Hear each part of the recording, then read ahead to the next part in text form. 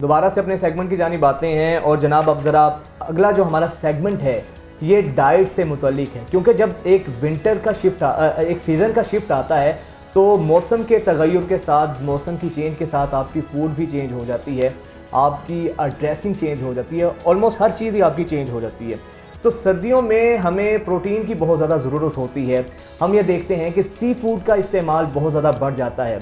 अब कौन कौन सी ऐसी अच्छा, सी फूड नहीं है। अब ये देखिए कि सिर्फ ऐसा है कि हम ये समझते हैं कि प्रोटीन हमें सिर्फ वाइट मीट से, रेड मीट से, मतलब गोश्त से ही मिल सकता है, लेकिन दूसरी तरफ इतनी एक्सपेंसिव हो चुकी है। अगर आप मटन लेने जाते हैं तो मटन आपको 2000 किलो का मिलता है। चिकन अगर आप लेने चाहते हैं उसमें इतना ज़्यादा इजाफा है। ड्राई फ्रूट्स अगर आप लेने जाते हैं हो तो आप छोड़ ही देना, हद ख़त्म हो जाती है। ड्राई फ्रूट्स अगर आप लेने जाते हैं अच्छी क्वांटिटी में तो आप सारी चीज़ें लेकर ही नहीं आ सकते, क्योंकि उसके लिए आपको 10-20 हज़ार तो कहीं नहीं गए आपके, अगर आपने ड्राई फ्रूट्स लेकर आने हैं। तो इसमें जो हमारे दालें हैं ये बड़ा एक चीज़ है कि क्या दालों के जरिए और प्रोटीन्स भी उनसे हम ले सकते हैं। अब ये बात है, क्या ये जो प्रोटीन हमें दे रही हैं या ओमेगा या फिर फैटी एसिड या जो भी हमें दे रही हैं ओमेगा 3, तो क्या ये सारी चीज़ें हमें जो अल्टरनेटिव जो हमें फिश से या गोश्त से मिल रही थी, क्या ये सारी वही अल्टरनेटिव प्रोटीन्स हैं, या फिर जो फ़िश ऑयल है, जो फ़िश के एसिड्स हैं वो हमें सिर्फ फ़िश से ही मिल सकते हैं, दालों से नहीं मिल सकते। इसके लिए हमारे साथ जो एक्सपर्ट हैं न्यूट्रिशनिस्ट डॉक्टर मरियम वकास हमारे साथ मौजूद हैं, वही इन चीज़ों का हमारी जवाब दे सकती हैं।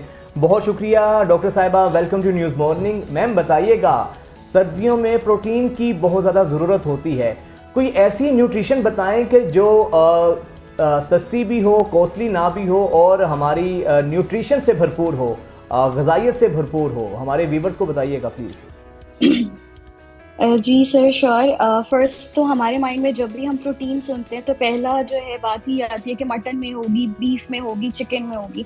इससे नीचे तो हम लोग जाते ही नहीं है, क्योंकि प्रोटीन का नाम सुनते ही हमारे पास आता है कि सिर्फ जो प्रोटीन है वो मटन में है, बीफ में। बट ऐसा नहीं है, हमारे पास प्रोटीन जो है हमारे पास वेजिटेबल्स में भी है, लेग्यूम्स में भी है, लेंटिल्स में भी है जिसको आप दालें कहते हैं, एज वेल एज आपके पास एग्स में भी है।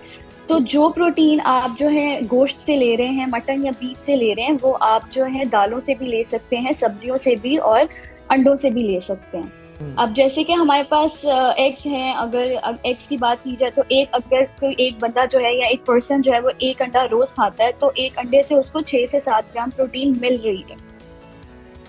चलें, ये तो बहुत आपने बड़ी अच्छी चीज़ इस प्रोटीन के बारे में बताई है। अच्छा, ये बताइएगा कि अक्सर क्योंकि आप न्यूट्रिशनिस्ट हैं तो हमारे यहाँ आपको पता है कि हर घर में कोई ना कोई ब्लड प्रेशर का मरीज़ है, डायबिटीज़ का मरीज़ है। तो सर्दियों में हम लोग गर्म ग़िज़ाएँ जिनको कहा जाता है उनका बहुत इंटेक करते हैं, जैसे फ़िश है, हमारे नट्स हैं, ड्राई फ्रूट्स हैं।